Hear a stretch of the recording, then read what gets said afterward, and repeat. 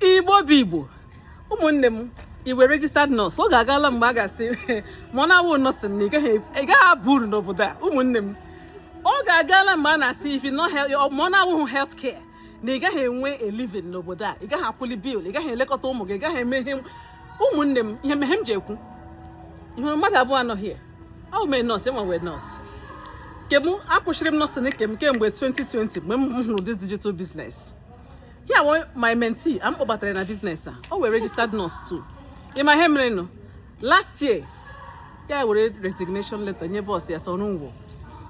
I was a full-time digital business owner just like that. Ụmụnne m ọ wụghị iwu n'obodo ibe anyị nọ na ị ga-arụgbu onwe gị n'ọrụ ọrụ abụọ ọrụ atọ gị na-adọligbu onwe gị as a nurse or any professional ọ bụla ewu. Ọ wụghị naanị ndị nurse na business ahụ, doctors na ya, engineers na ya, pharmacists, different professionals. But amaghị mma ekwu ndị nurse mee business a 85% wụ nurses ike ọrụ agwụla ha si ike ọrụ agwụla ha. Ụmụnne m mgbe ị batara na community anyị ka ị ga-ahụ otu nurses ji resign ga n'ọrụ ha ya dịka nga na-anwụ anwụ. Ụmụnne m ihe awụ business m hụrụ 5 years ago, more than 5 years ago on Facebook. Otu ishi ahụga m right now otu m shi hụ this business meti gị ishi onye m hụrụ ya n'aka ya wụkwa a registered nurse. Ọ nọgidela ọrụ n'obodo a ike ọrụ agwụla ya ebido chọwa ihe o nwere ike iji nwee ike na-ahụgodo ụmụ ya kewa anya ya hụ business a ya abịa in less than 7 months ya ekwite ọrụ ya nọrọzie n'ụlọ na-akpata ego mụdara ihe a na-akwụ ya as a registered nurse. Ụmụnne m mgbe m hụrụ ya m tie si gịnị eleghị onye ka ekwu gị otu m shi bata n'ime tim na community ma ahụ ha emeghe na isi ebu ụmụ bịa lekwe nurses quitting ọrụ ha bịa lekwe people pharmacists engineers IT professionals quitting their jobs because of this business. Masị elekwu n'ebe m nọ kemgbe ishi ihe ke na-ebe otu m shi banye n'ime masị ma bịa gwadi m nke na-eme nọ ọtị ma ihe mere na ịhụnanụ ndị Igbo ụmụ nwoke ndị Igbo unu shiri ike ahụbe m before ya sị m gịnị na ma ekwukwu na m kwuchikwela ike na ihe this is not real na ọwụ ihe ọ ndị wayo this that enweghị ihe ọ na-eme to discourage me. Ịma ihe mere nụ echizibere n'azụ ga bido this business in less than 7 months ndụ m agbanwee ma wụrụzi onye nọ n'ụlọ akpata ego more than ya nwa ọrụ ga 2 jobs. Ụmụnne makwa nọ nga m na-ekwu ya na-ekwuchi ike he's a nurse too. Ọ nọgidela ọrụ n'obodo a for how many years nothing to show for it. Ihe mere nụ ya nọrọ by the side na watch go ka ọ maragodi ma check sam nwetaghị ma ọ dị consistent because he was still doubting it. Mgbe ọ hụrụ that na after 1 year m soro ya ga file tax ara agba ya ọwụ mmadụ gwara ya si ya join m na business a. Ịma ihe mere nụ dị mma ekwitiela ọrụ ya as a nurse. Ọ na-arụ ọrụ abụọ o kwitiele ha abụọ ọnụ gazi in fact ọ baghị uru ikwu okwu ka queen kọrọ gị ha own story ọ kọchara gị dị m aka oge ya then ma conclude ihe niile gewenụ ntị akwụghị ngwa ya. Ụmụnne m ihe o kwuru eziokwu ya coach na business ọ onye Chineke jiri dere m ebere kpọpụta m na ahụhụ ịnọ na-arụ ọrụ atọ ọrụ anọ.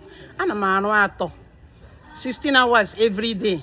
Check ye mother ga-anọ 5 days ị ga-ahụ ụmụ gị anya mgbe ị na-alụla ha pụọ ha na-alụ gị na-aga ụmụ ị mụrụ ma nọgidesi obodo ka so otu ọwụ. Yes, na-amasị na nọọsụ na-adịghị mma nọọsụ mara ezigbo mma bete iwuru onye Igbo nọ nga na-arụ ọrụ atọ ọrụ anọ oge agaala nyere onwe gị aka ka ị nwee ike ịzụ ụmụ gị ya leta ha because before na amapụla ha eme na etola ha apụọla ha gabịa na ọ na regret. Ọ wụ otu m shiri hụ ya mgbe ọ gbawojuru m anya ma ebe m ji ya ala arụgide m ahụ niile na-arazi m ahụ ma akpọwo ya ma ahụ ya na Facebook ma akpọwo ya sị nwanne m ka dịka ikwue sọwa eziokwu ya sị m ọwa eziokwu ya sị m bịa lee nwanne m ivunu ga m gbaghị ya ha ebeghị m akwa ma gwacha ya sị m hara na m bịa lee nwanne m ma ya adụwa ya sị m ahụ ni ọnwa abụọ ọnwa atọ lekwenụ m gawa onye wetara ego online ma kpọọ akụ ya na-etie nwanne m mgbe m jiri laa abụọ ndị ka ịma part time anyị ji na-enwe ebe ma hafụ ka part time ga were full time a year and 2 months mekwite ọrụ maazị registered nurse. Ugbu a kemgbe 8 months ha nọzi m n'ụlọ m na-eme ụmụ m enjoy na-ebute mbamba. Nwanne m nke agbaga agwụ dị mbamba ngwa ga ego ole m mekiri na 1099 m last year ị ga-eberibi ya ifu na ọgwụ ogbugba atọ ihe a na-akwụ maazị registered nurse ọkụ ihe n'otu m gaja shine wa ụnụ ọhụrụ first ad m ụnụ ga-ahụ otu m dịcha ka okibiri nwaanyị ime asọ oke ọrụ ha arụgide gịdị aka nke ụsụ aka ihe onye dị 45 ya dị ka onye nọ 60 ụwa ọnụ ị chọghị ịka nke ụsụ akwa ya ngwalekwa anyị nyere gị opportunity ihe anyị bịara wepụ ntakana Dominican Republic ọkwa business kpọtara anyị here convention ka anyị bịara lekwe shet anyị convention ihe kpọtara anyị here Here, what to business? I got the whole world. I got around the whole world. I got Japan. I got Mexico. I got cruise. I got it. I came here with my family. Vacation. I say 3 days in France, but in my head, I know 7 days. I want to enjoy because when the boss I want say permission. Come go for vacation for 1 week or 2 years or two weeks. I can decide whether match or maybe here or not. But me no moment here. So munem. Ọwọdụrụ ihe chọrọ ngwa gee ntị gee n'ụdị m ka ọ bụrụ otu o si wụọ Thomas na ndụ m de Chineke mebere dọpụta ya n'aka ndị iro. Ụmụnne m ụmụ nwaanyị ekwuola ya ụmụ nwoke nọ n'ebe a na-ele m anya akwefe ego a na-ekwu okwu ego amaghị onye nwoke ọma onye nwaanyị.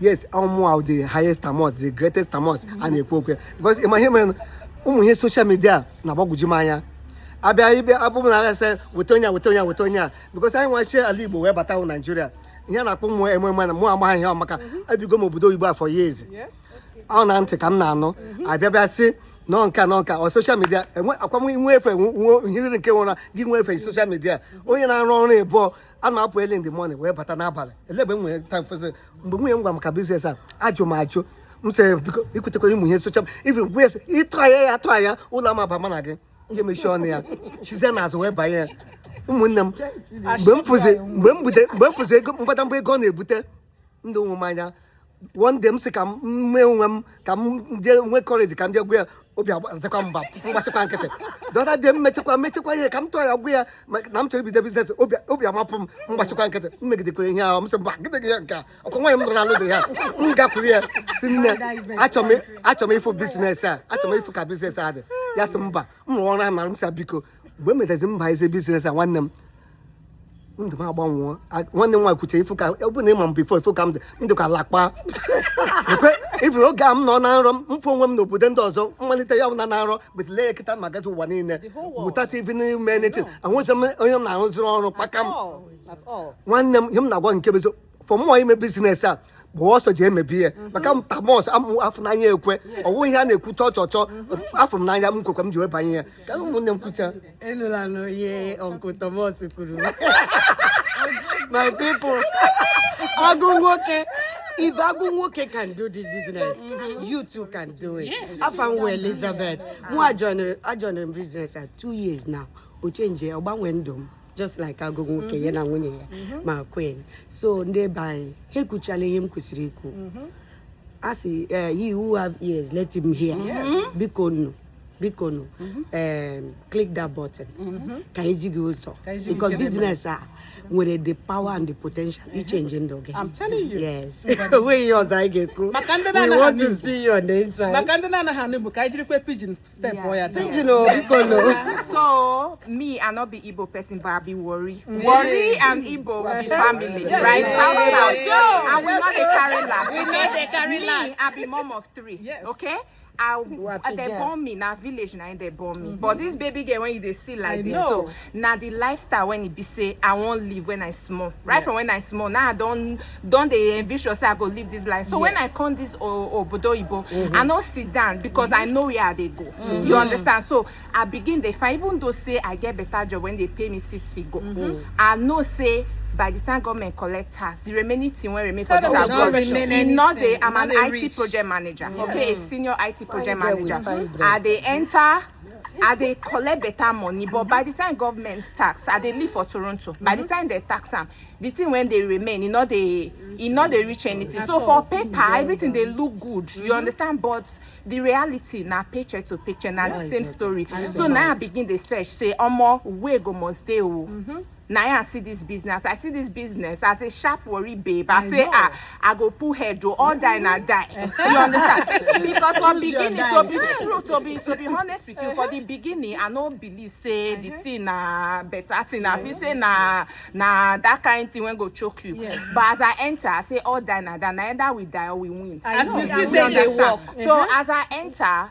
Evident choke. Even for myself, after 3 months, I begin the M5 figure. You the craze. Now I just say worry girl, we die here. So if you watch this video here, okay, and you see they skeptical. See, all of us face, we know they hide our face because this thing and genuine. This thing don't change our life. You understand? Evident choke that. So click the learn more button, especially if you get family, you get children. Click the learn more button and start your business today. Una no here 10 minutes. I request him 10 minutes, but because of business and because